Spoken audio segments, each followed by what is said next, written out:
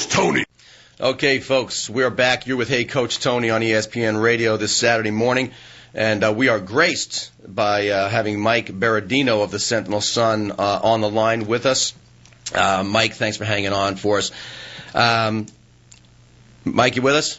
Yes, sir. All right, great. Hey, listen, just as I had suspected, it turns out that during the break, before we take my brother John, who is dying to talk to you, I just want to remind everybody that we're talking about some famous, out-of-control professional sports moms and dads, and I got a couple of emails that are pointing out, well, it sounds like we don't have John, but I think we still have Mike. Mike may have left out one or two pretty famous or infamous sports moms and dads, and we will certainly be talking about some of those. And I don't know, John, is John you on the line with us this morning? John, you with us this morning? All right, I think we lost John on the connection. One of the ones I wanted to point out to you, Mike, if you don't mind, and I know you can't write a novel, especially when you're writing a cool little piece like the one you wrote, but there are a couple that jump out. Please hang up and try your call again. If you need assistance. I have a feeling we don't have Mike anymore. And we don't. All right, folks, the studio line is 855-HEY-COACH. And, again, we're also joined in studio today by Coach Joe Monroe from Wolcott High School. Hey, Joe, what do you think about this article that was written about LeBron's mom and, in general, some of these sports moms and dads? Well, I'll tell you, it's just a time of the signs that it's unbelievable that professional athletes, and they're in the spotlight, and I think everybody needs to keep an eye on what they're doing. They're just in the public perception every day. Well, and Delonte West is someone that you needed to be reminded of as well. I think it was kind of clever that he snuck that in. That was kind of like the rumor of, what was it, Kevin Costner, who apparently was was having an affair with Cal Ripken's wife, and they postponed the game so his streak wouldn't get shot down. That's going to become a legend. Any parents any famous sports parents that you think Mike may have left off the list? I'm trying to think about it quickly here. I don't. Well, you're my generation. Yes. Does the name Jimmy Pearsall ring a bell? Yes, it does. When I was a youngster, that was Jimmy Pearsall. You heard all those kinds of stories when we were growing up with him. Hey, I understand we may have. Is Mike back online with us? I am. All right, Mike. We just Coach Joe and I were just talking about some other famous sports moms and dads, and the name Jimmy Pearsall came up. Now, I think you're a little younger than me, but I think fear strikes out. I know that. Yes. Now, running around the bases backwards. I know that. There you go. So needless to say, you can't possibly write a whole novel when you're doing one of these pieces. But I'm curious. I'll tell you the one that I've talked to some people subsequently, and he's not a high Q rating guy, but he's had a nice career on the PGA Tour. And this Sean O'Hare is another guy. In fact, I kick myself for not mentioning him because I've written about him before at a PGA Championship. But Sean O'Hare is a guy. If you research his story, he had a terrible relationship with his father, and he has succeeded in spite of that. And we could find all kinds of examples of people. The thing about it is just think, Coach Tony, how many of these stories you never hear about the kid because the parent was so bad at being a sports parent that the kid couldn't reach his potential or her potential. That's the sad. There's probably millions of those stories, and most of them don't ever get out of Little League or travel soccer. I can't agree with you more. I think it's really sad. And there are a couple that, again, if you sat down and decided to, not make the money you make and just, cover this little fluff piece, you could have come up with 20 or 30 others.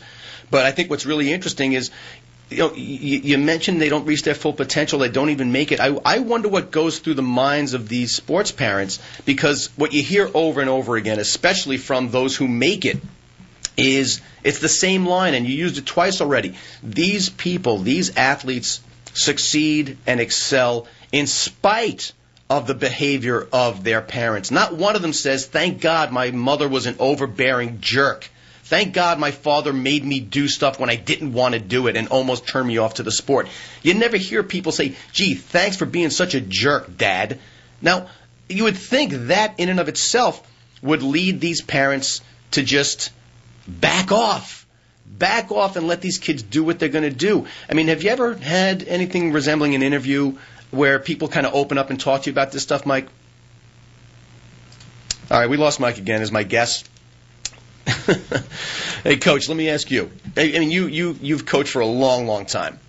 You talk about these overbearing parents. I'm sure you've had exposure to these parents and the impact that it has on the kids, both positively and negatively, based on the type of behavior they portray.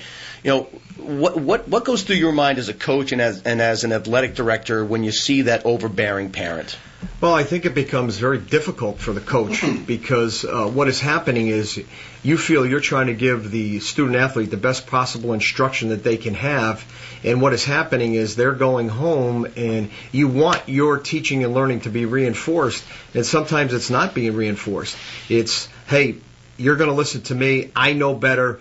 We're going back into the batting cage, and you're going to take 60 swings a night for 3 hours a night, and never mind what he tells you, it's what I tell you. And it becomes a very difficult situation because you would hope that in a lot of situations that you're going to get help and support from the parents, and it really doesn't turn out that way in a lot of occasions. And I see today too many times the specialization of sports. When we played at younger ages, Coach Tony, we played as many sports as we possibly can, and we wanted just to be as good as we possibly could be. See too much specialization at an early age, and I think those sometimes burn our student athletes out by the time they get to high school. Absolutely, and that's a whole separate topic. As I had suspected, my brother John is going to call back in again. I don't know what the odds are of us getting John and Mike on the same line, but we're going to go to John, who's calling in. Hey, John. Good morning. You're on. Hey, Coach Tony. I don't know if you got Mike with us, but you at least got me, so you may have to hold off on the Dolphin question. What's going on? We do not have John. Oh, boy. Guys, please bear with us. The studio lines are 855-HEY-COACH. It's 855-439-2622. You know what? We're going to go back to Coach here. What do you do as the coach when this parent steps in? We know that there are issues. We know that there are issues around specialization and overbearing parents. What do you do as the coach when you realize the kid is getting negatively impacted by a parent's behavior? Well, I think it's very important, an open line of communication with the parents. And, if it takes a meeting with the parent and yourself and the student athlete, that we need to get everybody on the same page, that we're all trying to be positive and we're trying to point them in the right direction. We need everybody to focus on the right direction. Very difficult when you as the coach are, again, instructing or teaching your student athlete one way, and it's going home and it's being totally ripped apart, and it puts the student athlete in a very difficult situation. A lot of pressure on the kids. And you see it all the time. You can see a kid, and I don't know if you've ever tried this, but one of the little tidbits I like to give to ADs so they can filter it down to the coaches, when you have parents that are in that situation, what I try to say is, you know what, Joe, it's obvious that Steve is a real jerk, and he's having a bad impact on his kid.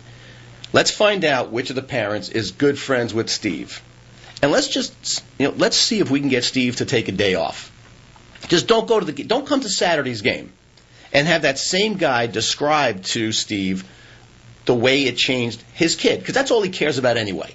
The point being this: there are times when this happens and Steve stays home from the game, and I'm Steve's buddy. We go out for a bagel the next morning, a cup of coffee, and he says, "So tell me what happened." And I say, you know what, Steve? You're not going to believe it, but your kid, Stevie Jr., you could just see something was different. The weight of the world came off of his shoulders. He was able to relax a lot more. And by the way, even the parents, the whole environment in the stands was a lot more relaxed. It's a nice way to just give somebody the hey, why don't you take a break, but also show them that it actually had a good impact and a positive impact on his own kid. Yeah, and I think that's a good scenario. I'll tell you, Coach Tony, in the state of Connecticut now, we have a parent video on sportsmanship that goes through a lot of different criterias for parents. And I know in Wolcott, we have 3 parent meetings every season. We show that parent video, and those scenarios that you talked about, one of those scenarios is involved in that video. And it's really good for parents. We need to educate them. And, we need them to, every kid that plays baseball, basketball, football, whatever sport is not going to be a major league player. And parents want their kids to be the best they possibly could be, but we need to back off and support them. Instead of just, a lot of times you're driving them out of the sport. No question about it. And, folks, apparently we've gotten the phone lines figured out. We're going to have to go to a quick break in just a minute here. So the studio lines are open again at 855-HEY-COACH. That's 855-439-2622. And I want to remind you all that the Hey Coach Tony Coach of the Week is Coach Joe Monroe. And the Coach of the Week is sponsored this week by our friends at Party Plus of Wolcott, Connecticut. Call Party Plus today at 203-879-0073. As you probably know by now, like I said, our Coach of the Week is Coach Joe Monroe of Wolcott. Joe was the head football coach for, I believe, was 20 years at Wolcott High School? Yes, I was. Wow. Took over as athletic director there 15 years ago. Has had a tremendous impact on the Wolcott community as an athlete, as a coach, as an AD, and as a parent. And that's a pretty unique perspective. He's tremendously respected by his peers and the entire coaching staff at Wolcott, and we are proud to have him here with us today. So congrats, Coach Joe, on being the Coach of the Week. Once again, Coach of the Week has been brought to you by our friends at Party Plus of Wolcott, Connecticut. Call Party Plus today at 203-879-0073 and let them fulfill all your party needs, from tents to inflatables, tables and chairs, snow cone, popcorn, and cotton candy machines, barbecues, rolling bars, place settings, you name it. Anything you need from soup to nuts for a party, you'll find at Party Plus of Wolcott. They've got it all. So call them today, 203-879-0073, or you can check out their fan page on Facebook. Party Plus of Wolcott, Connecticut, serving all your party needs. You're with Hey Coach Tony on ESPN Radio. Stick around, folks. We'll be right back.